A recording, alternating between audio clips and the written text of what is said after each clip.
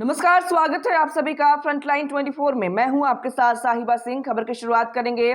पटना पहुंचते ही चिराग पासवान ने बड़ा दावा किया है। उन्होंने कहा है कि एनडीए गठबंधन में हाजीपुर से लोजपा रामविलास के प्रत्याशी ही चुनाव लड़ेंगे। वहीं उन्होंने मुख्यमंत्री नीतीश कुमार के लालू आवास पैदल जाने और चूड़ा दही भोज में शामिल होने पर भी तंज कसा है और साथ ही मायावती के द्वारा इंडिया गठबंधन से अकेले चुनाव लड़ने के सवाल पर भी करारा जवाब दिया है।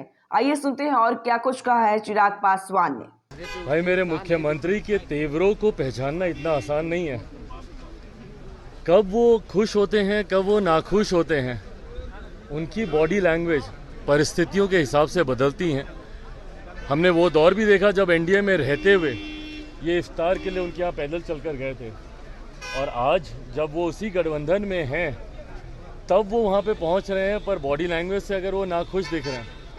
खरमास समाप्त हो चुका है। अब पता नहीं अब आने वाले दिनों में मेरे मुख्यमंत्री जी की सोच क्या करवट लेती है, पर तकलीफ सिर्फ इसी बात की है कि आज भी मेरे मुख्यमंत्री की विश्वसनीयता इतने सवालों के घेरे पर है कि उनकी एक बॉडी लैंग्वेज, एक बदली हुई बॉडी लैंग्वेज उनके पूरी परिस्थितियों को बदलने के लिए काफ़ी है। तो अगर वो पाला बदलते हैं, नहीं बदलते, मुझे नहीं पता, पर आज की तारीख में जब बिहार को मेरे मुख्यमंत्री की चिंता है तो वो सिर्फ अपनी चिंता में व्यस्त है। ये बिहार के लिए दुखद है। अभी लगता है कि खरमास बाद जो खेला होने की संभावनाएं थी वो बरकरार है, हो सकती है कुछ? भाई, कुछ भी हो सकता है। When it comes to my chief minister, anything is possible. You can never say never. वो अपनी महत्वाकांक्षाओं को साधने के लिए किसी भी हद तक वो जा सकता है।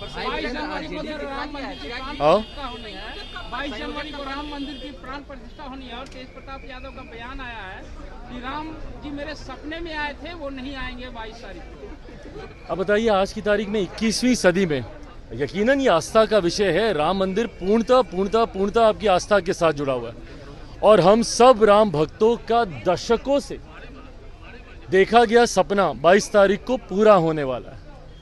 ऐसे में जब इस तरीके के सपने की बात करते हैं, 21वीं सदी में ऐसी बातें करना कि भाई ये सपने में आए, वो सपने में आए, उन्होंने ऐसा कहा, उन्होंने वैसा कहा, हकीकत है ये सब बौखलाहट है। जितने भी इंडिया अलायंस के जितने भी घटक दल हैं वो सब बौखलाए हुए हैं। क्यों? क्योंकि एक राजनीतिक मुद्दा इनके हाथ से छीन लिया गया।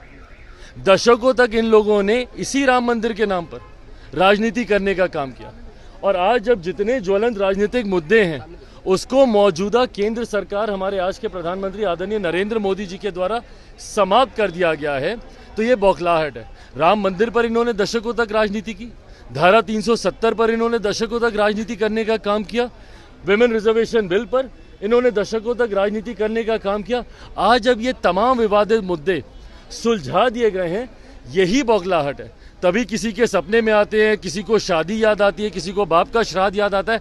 हकीकत है एक बड़ा अध्याय भारतीय राजनीति के साथ जुड़ने जा रहा है 22 तारीख।